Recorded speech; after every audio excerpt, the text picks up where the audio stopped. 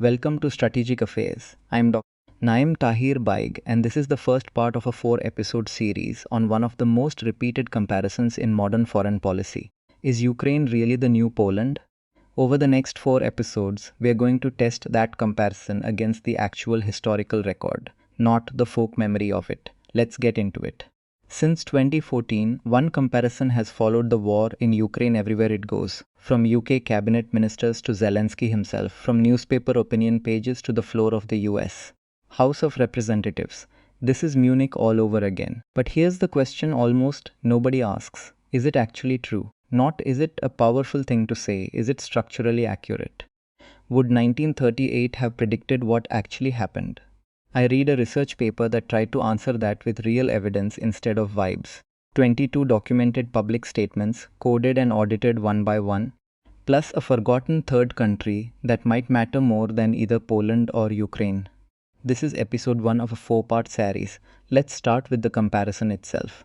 Here's the trick with Munich as a comparison. People use it to mean two very different things, and they almost never say which one they mean. Version 1, call it the small, careful version.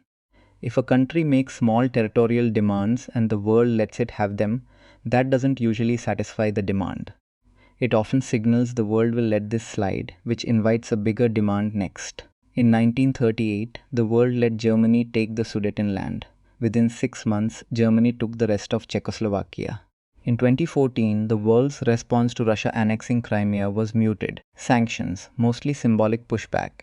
8 years later, Russia launched a full invasion. That's a claim about incentives and reputation. It doesn't require Poland and Ukraine to be the same kind of country, facing the same kind of enemy, in the same kind of war. It's just a pattern about what happens when you reward small aggression. Version 2, the big, sweeping version. This is the one that gets the headlines. It says Poland and Ukraine are basically interchangeable. Same military situation, same alliance structure, same likely outcome.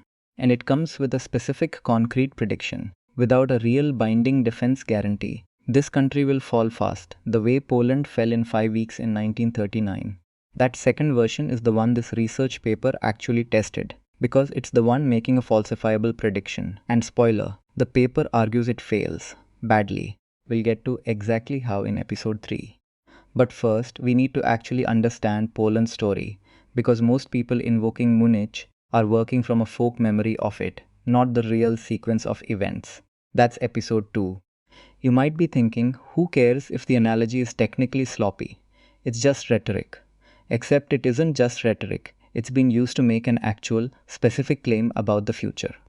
In the days before Russia's full invasion in February 2022, the belief that Ukraine would fall almost instantly wasn't just something pundits said.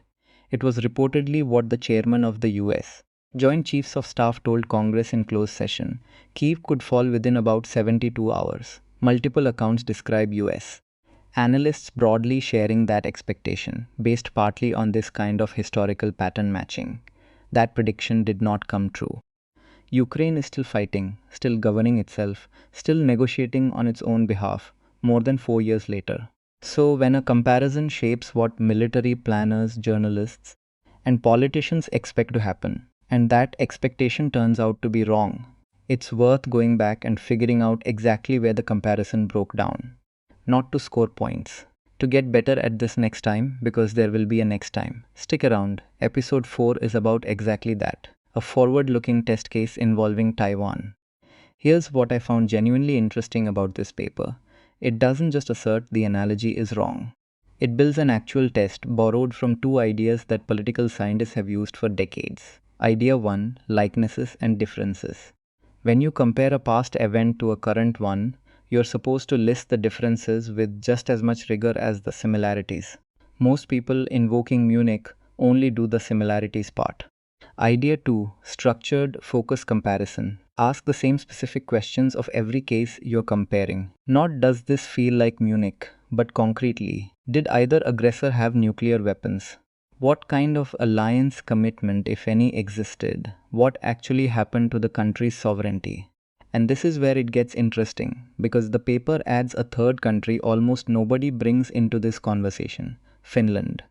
In 1939, Finland was invaded by a great power with zero alliance guarantee, arguably a worse position than Poland's. And Finland did not fall. It didn't win outright either. It landed somewhere in between. That somewhere in between turns out to matter a lot, and it's the whole subject of episode 3. So here's where we are. There are two versions of the Munich analogy hiding inside one phrase. The narrow version, about reputational risk from letting small aggression slide, held up. The big version, about matching military trajectories, made a wrong prediction shared with actual military intelligence. Next episode, we go back to 1939 and tell Poland's actual story.